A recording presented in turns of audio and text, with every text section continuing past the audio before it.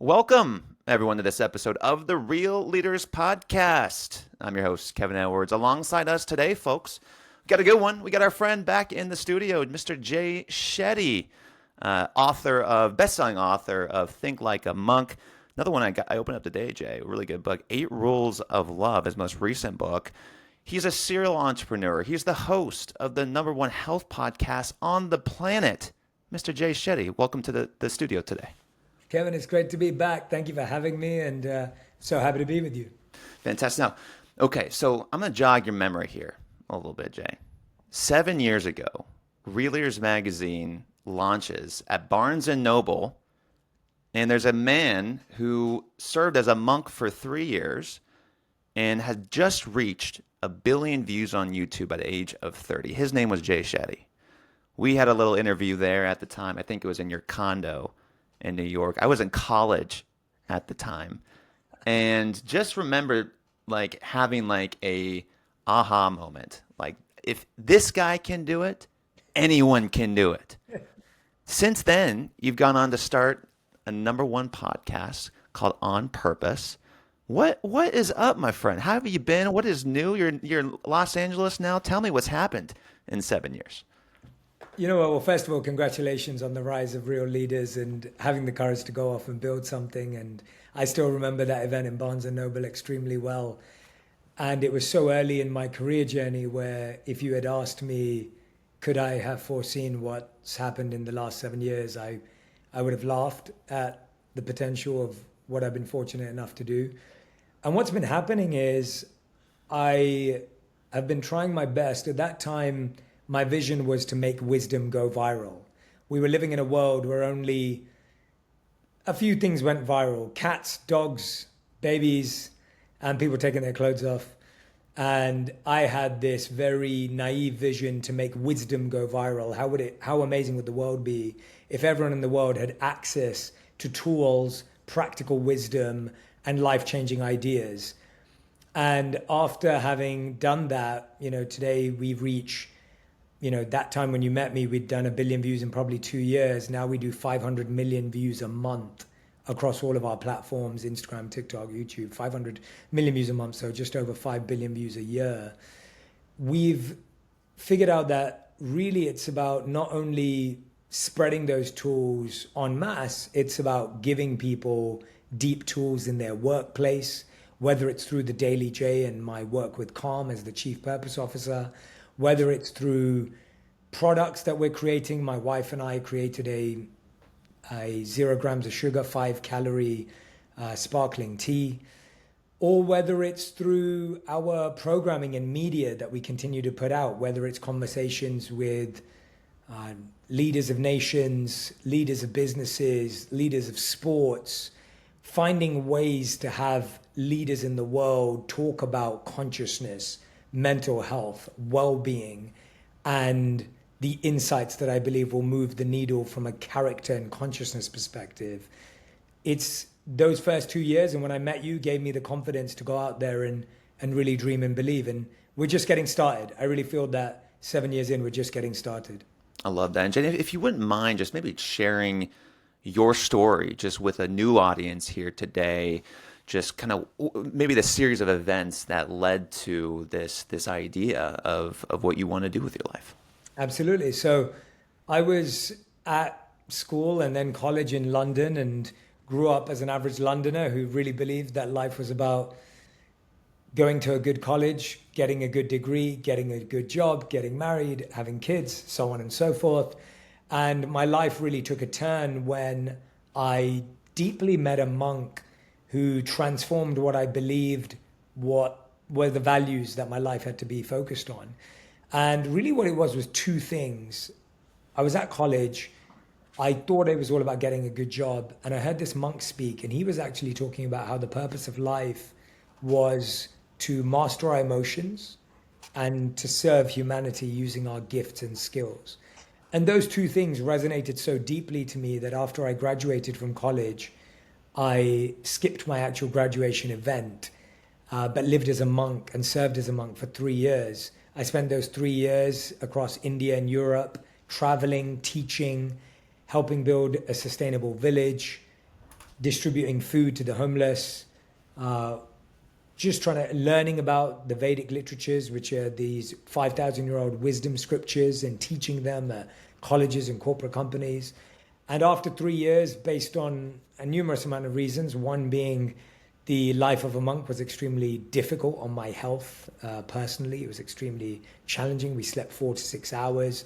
We slept on the floor. All my possessions fit into a gym locker. You get 2 sets of robes. You wear one, you wash one. And it was physically taxing. And at the same time, there was this voice inside of me that was saying, it's your turn to share this with the people that you grew up around. I feel that this wisdom could help a lot of people. And when I had that thought, I thought maybe I'll be in London and share it with my former colleagues and my former friends and things like that. I never believed it would be where it is today, but I really had that calling, and I'm glad I followed it. And it took many years. I went back into the world of work. After I left the monastery, I realized that being a 26-year-old living in my parents' loft had a certain shelf life, and I had a $25,000 worth of debt from my student loan. So I ended up getting a job at Accenture for a couple of years, where I learned the ropes, learned about social media. This was around 2013. I ended up teaching meditation across Accenture as a company and building mental health programs at the company, which really gave me an understanding of corporate culture and corporate stress and the struggles that come with that. And I'd studied at Cass Business School previously, so I had a business background and understanding that's really underpinned a lot of my work. So it took many, many years to even get to making my first video, but that's a short version of how I got there. I love that, and I would love to later on in this episode maybe touch about kind of like what's missing, like from a personal lens in the business setting, and how we can help more business leaders with the heart versus just the mind. But you talk a lot about this period in your life that was very isolating, in a time that I think you position in your most recent book, as I understand it, a time that you can either view as loneliness or as solitude.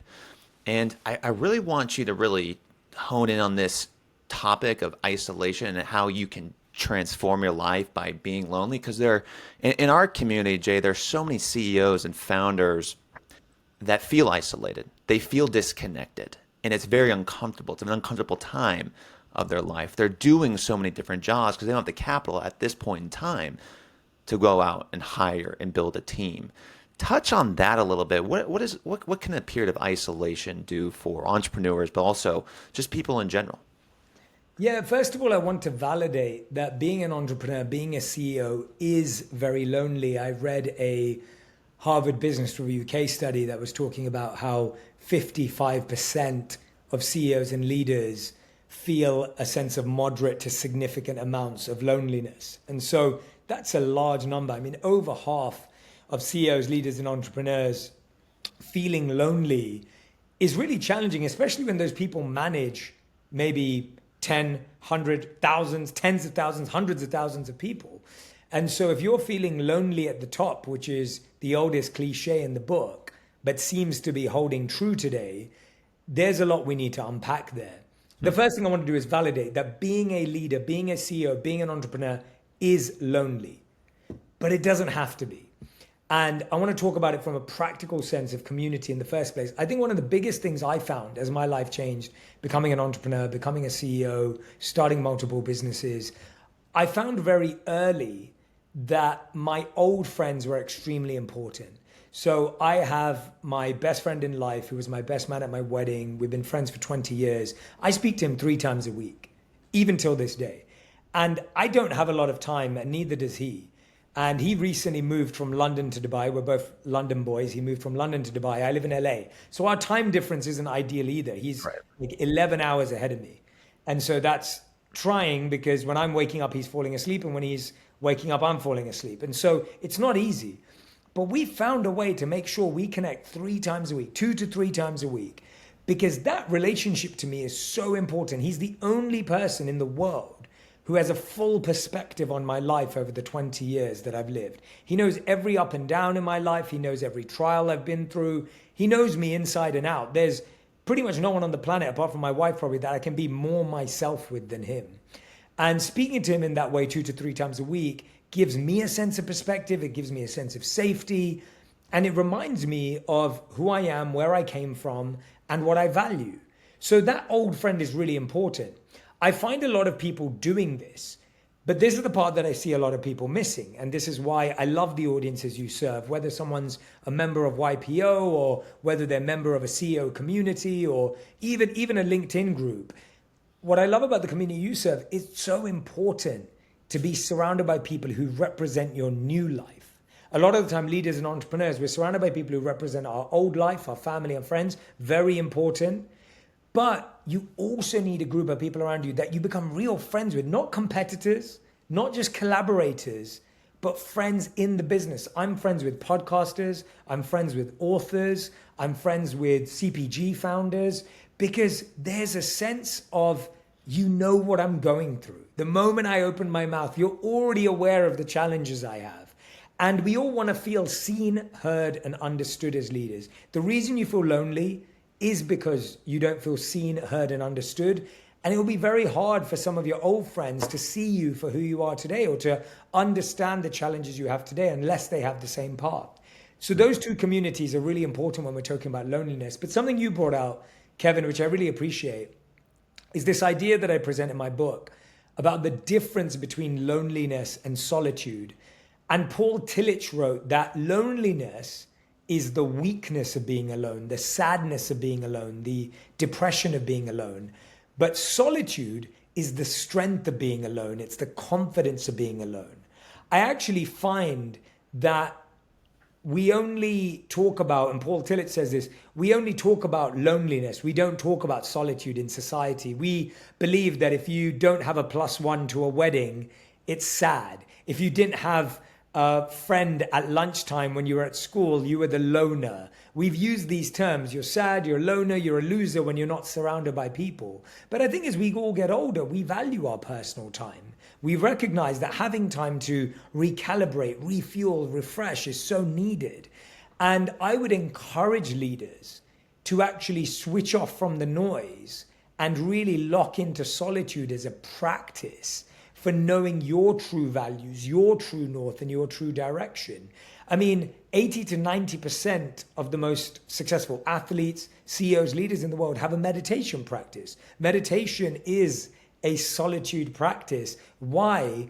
Because the truth of where we're going is defined by what we do when no one's watching. If we only perform, if we only do well when we have an audience, then chances are we may be uncomfortable when we're on our own. The study showed that they did a study where they asked men and women if they wanted to be alone with their thoughts for 15 minutes or give themselves an electric shock.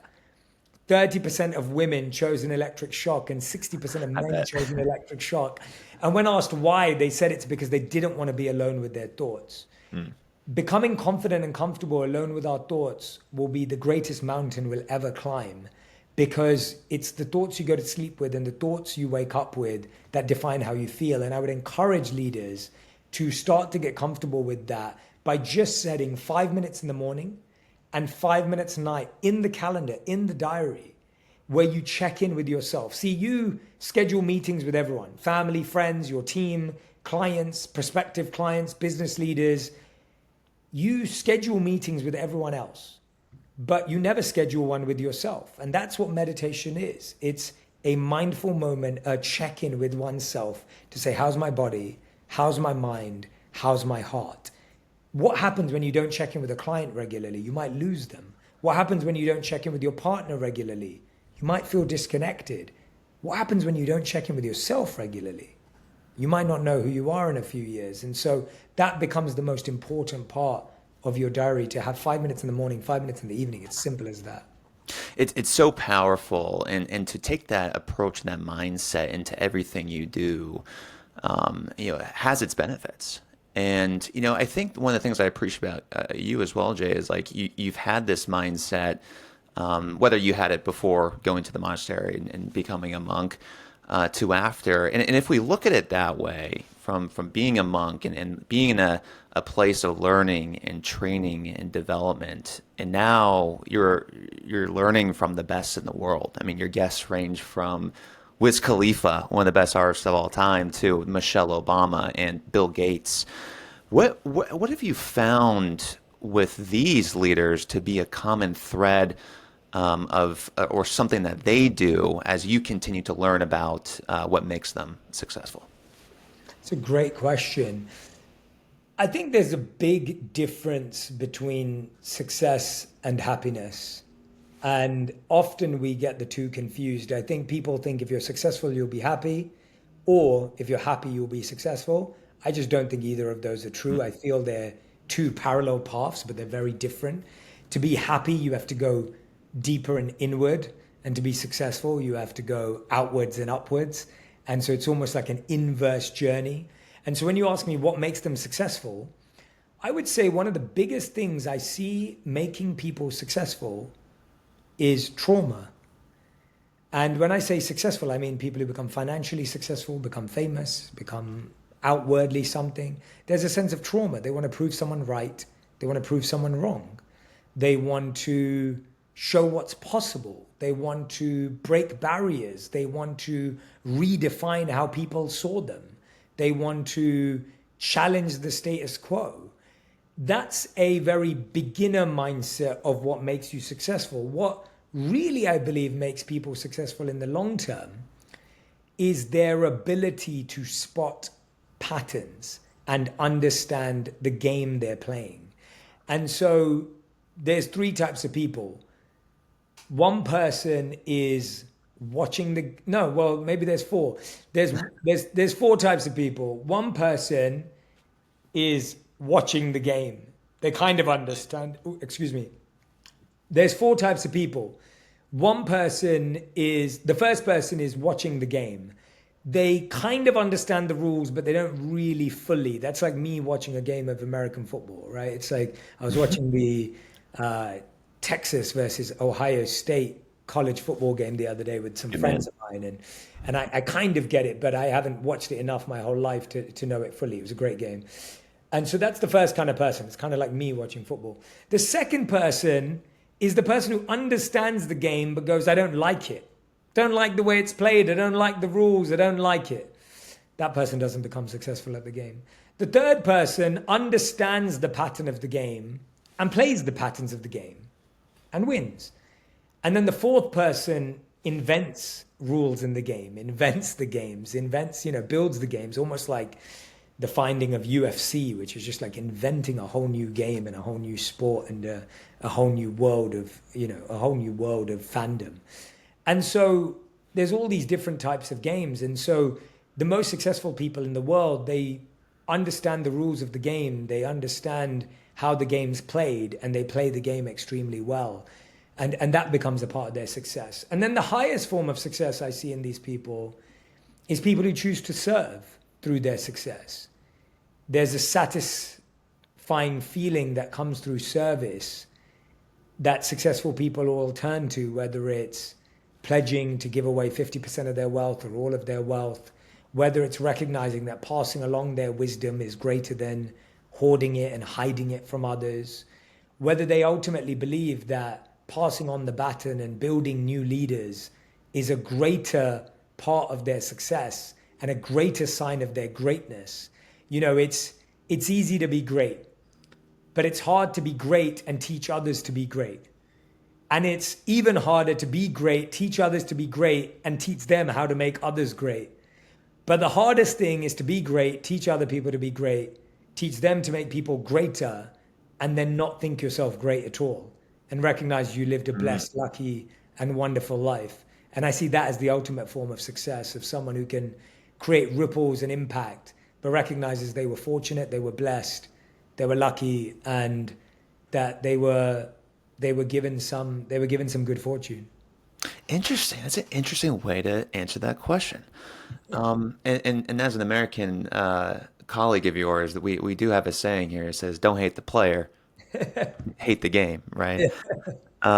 So another thing I just wanted to kind of ask you about here is, with all these leaders, right? You've interviewed. You just really stated a really great way to put it.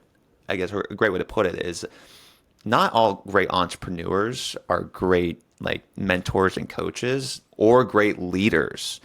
in this magazine, in this community, we're looking to become better leaders. Now, I would love to just hear from your personal experience. You've had this tremendous, growth in viewership, and then with that becomes probably some cash flow coming in. Now you're going to be hiring, you're going to have people, delegating positions. You've grown multiple different ventures now as an entrepreneur, Jay. What's like your leadership experience been like, and where do you struggle? Where do I struggle? Yes, with Yeah. leadership. Yeah, so one thing I like to talk about leadership because it may sound somewhat easy for me to talk about it in my position, but I remember being an employee and having some incredible leaders change my life. And I remember being a young, ambitious, hungry person who just wanted an opportunity. And there were certain leaders who tried to keep you down and tried to keep you suppressed because they wanted you to just do your job and stick to it. And then there were certain leaders who wanted to engage your passions and engage your interests and use that enthusiasm. I remember when I was at Accenture, and one of our leaders, our directors, asked me to speak to a group of 1,000 of my colleagues. This is before my brand, before a video. I was one of 1,000 analysts at Accenture. And I was asked to lead a session on social media because I was growing well at the company in that area. But I was also asked to lead a meditation on stage in front of 1,000 of my colleagues. That opportunity, that gift to do that at Twickenham Rugby Stadium in England was a gift that I'll never, ever not be grateful for, because it gave me so much confidence in what I was trying to do. And that was just a leader taking a chance on me. I didn't have a brand. I didn't have a following. I didn't have a portfolio of my corporate work. I was just a kid at the company, a 26-year-old kid, but I was a kid, right? I was a new person on the block. And so I think the best leaders have the ability to engage people to do their day job and then also engage their passions. And one of the things I've prided myself on as a leader is I'm always trying to build and construct roles around my best people rather than build roles and then find people to fit into them. And I found that way people are happier, they do more meaningful work, they do more purposeful work, and they feel more satisfied at the end of the day. That doesn't mean that everyone doesn't have targets and goals. It doesn't mean that people don't have a day job. They do, but it means that they have the ability to bring their purpose into the workplace. I look at so many of my colleagues who left companies, not because they weren't smart or didn't have more to offer, but because the company didn't allow for it. And those people went off to achieve amazing things outside that organization. So that's what I've enjoyed. That's how I've loved to be led and loved to be managed. It's something I pass on to people that I work with. I believe the struggles today come with the requirement for constant innovation and constant incremental change. We live at a time where relevancy, outstanding achievements, and big moments are ephemeral. You could be the most talked about thing on social media for 2 days.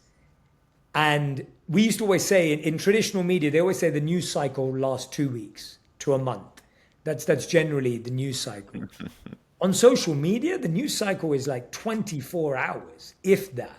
So there was the week a few weeks ago, where the Coldplay astronomer CEO situation that happened, and it was all over TikTok for 7 days, and that's all you saw was Coldplay concert, Chris Martin, Jumbotron, astronomer CEO, and then after that 7 days, you just don't see it; it just disappears.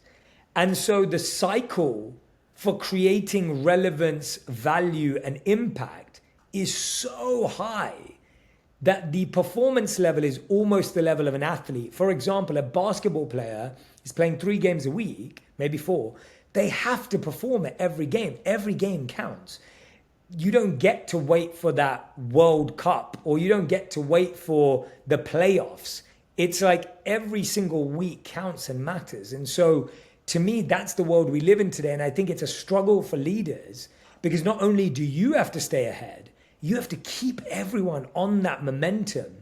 And that, I think, is the biggest struggle for leaders today, is how do you allow people to have balance in their lives, live a stress-free life, have high well-being, but then be at peak performance 3 to 4 times a week, because that's the relevancy, that's the sales, that's the data, that's what everything's requiring you to do, because we're living in such a fast-paced environment. So it's how do you stay fast-paced all year round with no break? TV shows used to have seasons. Podcasts don't have seasons. They're all year round. You're filming all year round. Most podcasts are doing 2 to 5 episodes a week, right? Business are creating content multiple times a week. Your ad campaign may be relevant for a month and then no one will talk about it for the rest of the year. Before, they'd give you an award for having the best campaign for the year because it was relevant for 2 weeks or a month. So I think the pressure on businesses to stay relevant, stay alive, and be present is much, much higher than it's ever been. And so for leaders to keep themselves ahead and keep people healthy and ahead is a massive, massive challenge today. It's interesting. It's been very cool to watch you start the podcast really from episode 1 to where it is now, and how your skill set's changed and evolved, and the message has changed and evolved.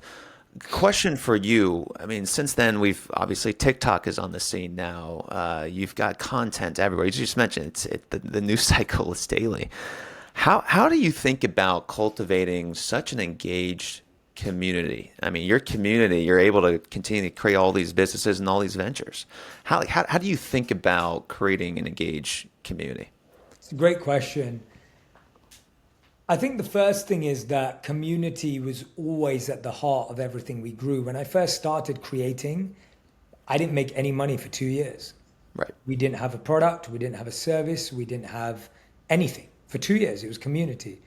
And it was only when I was 4 months away from being broke after having 200 million views and realizing that I'd probably have to go back and get a day job, did I realize that if I wanted to do what I loved for the rest of my life, I had to find a way that it had to become a business. And so the point is, community was always the vision. It was always the intention. It was always the heart. I think people are smart. Consumers are smart.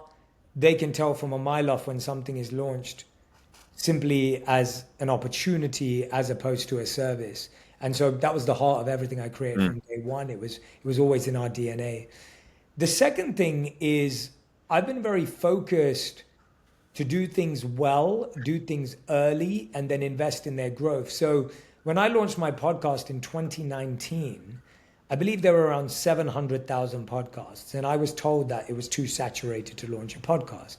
Today, I think I could be wrong, but I think there's like 5 million podcasts or something like that. And so obviously it's more saturated now, but I guarantee in the next 5 years, there'll be 10 million podcasts. And so we were willing to go early, and I was willing to focus heavily on that one area. And I think about a company like Google that did this well. Like, you think about Google, a lot of our first experience of Google was search. Our second experience was Google Mail. Our third experience was whatever, right? Google Ads, however it progressed.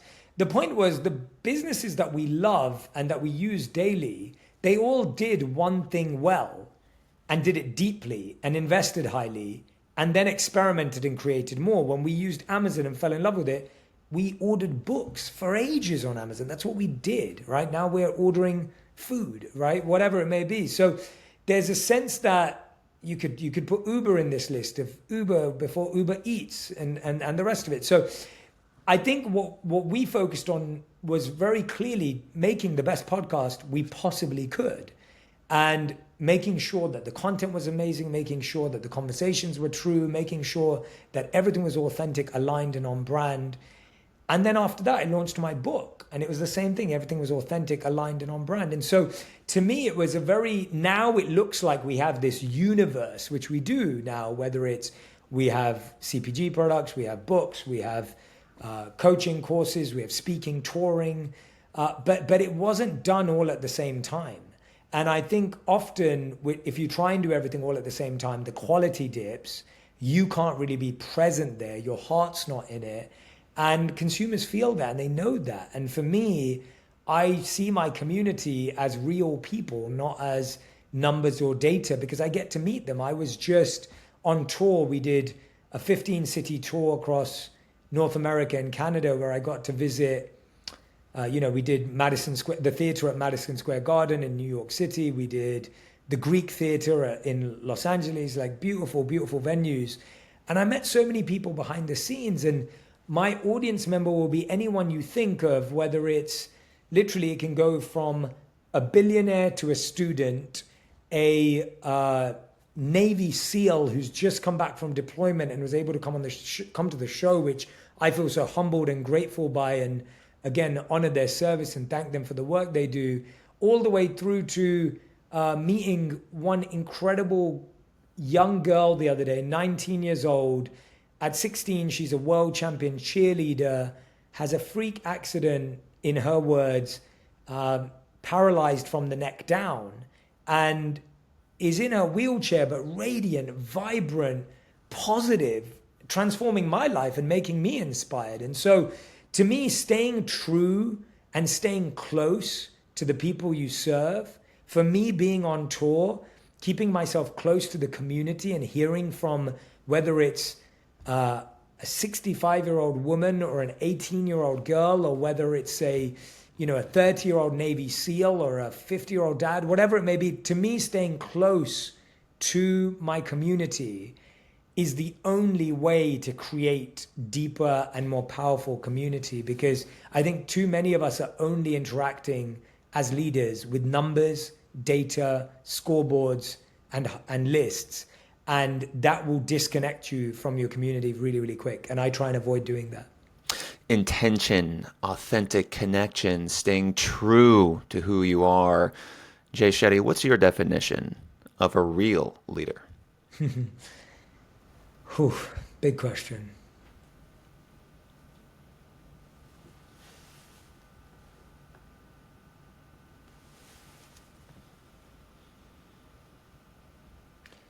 To me, a real leader, a definition of a real leader is someone who is human, flawed,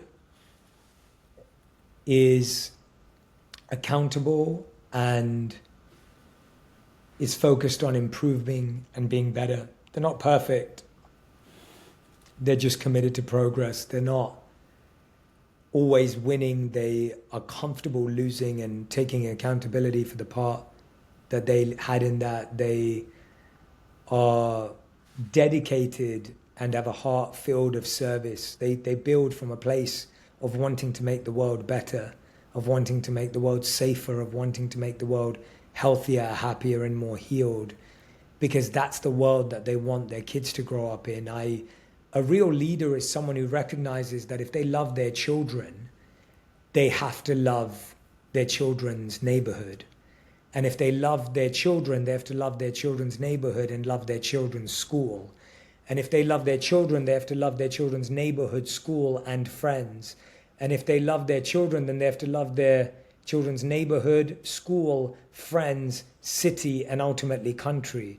If what you're doing is not improving the town, city, country, neighborhood you live in, then you're not a real leader, because a real leader thinks beyond just their piece of the pie. Because a real leader recognizes that you can't have a world in which your children are happy if you don't have a world in which you're having a positive impact on. A real leader is someone who doesn't sell something or promote something that they wouldn't let their kids use. And so I think that's a real leader. Well said. Jay, thank you so much for just taking an hour every day to be with the Real Leaders community here today. For Jay Shetty, I'm Kevin Edwards, asking you to go out there, be intentional, imperfect, and always keep it real. Jay, thanks so much. Thanks so much.